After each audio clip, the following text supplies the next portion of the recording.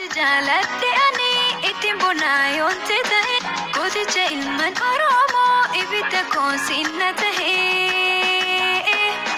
na afanas bahe koonoo jarjalame waliin gahe na afanas bahe koonoo jarjalame waliin gahe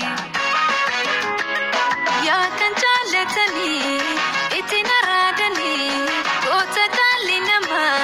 siifu maraatanii konkolaataan dhabee kararra dhaabbadhu waldhabuun himan irratti beeka namni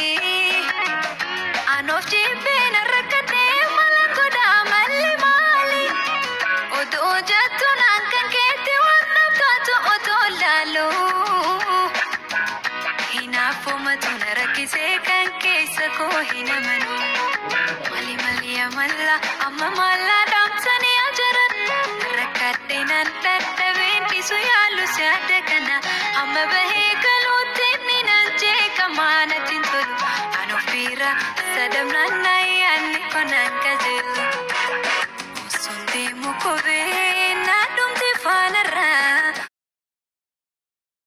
jeelee deemee jaala komadhee kabirtulite kapite malbasa ipamanaan jattus imi manarjasa kogaraan konfayo loka kate oromoo maajallite sanga fardaa dolloome utaalcha gaafa turre ilma namaa gabroome boo'icha gaafa turre bo'ambiile soomurre yoo bosona deemanii wabootti makaasanii gaafas kan dubbatanii gaafas kan jegloomanii gaafas kan hiroomanii Otuu finyoon hin jirre ajoollee finyoo dheeraan hin jirre maaltumoo kayaabbata damma nyaata.